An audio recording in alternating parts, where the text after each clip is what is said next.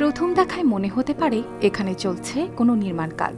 চারদিকে পাথর সরানোর শব্দ, বালু খোঁড়ার দৃশ্য, মানুষজন ব্যস্ত নিজের কাজে। কিন্তু না, এখানে উঠছে না কোনো ভবন, এখানে চলছে এক নীরব সংগ্রাম। নদীর বালু ছেকে তোলা হচ্ছে স্বর্ণের ক্ষুদ্র কণা।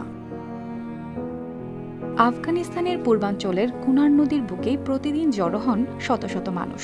কারো হাতে নেই আধুনিক যন্ত্র, নেই কোনো স্থায়ী আয়ের নিশ্চয়তা। তবুও তারা নেমে পড়েন নদীর ঠান্ডা পানিতে, কারণ এই নদী হয়ে উঠেছে তাদের জীবনের নতুন ভরসা। ভোরের আলো ফুটতেই শুরু হয় কাজ।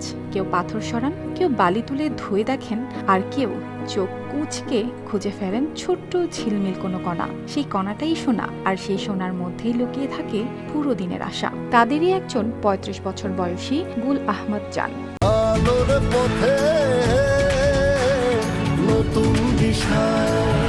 জীবনের কঠিন বাস্তবতায় তিনি বেছে নিয়েছেন এই পথ। তার অভিজ্ঞতা জানা যায়, ভাগ্য সহায় হলে এক সপ্তাহে প্রায় ১ গ্রাম পর্যন্ত স্বর্ণ পাওয়া যায়। আর সেই সামান্য সোনাই বাজারে বিক্রি হয়ে প্রায় ৮,০০০ আফগানি এনে দেয়, যা দিয়ে কয়েকদিনের খাবার, পরিবারের নিত্য প্রয়োজন মেটানো হয়।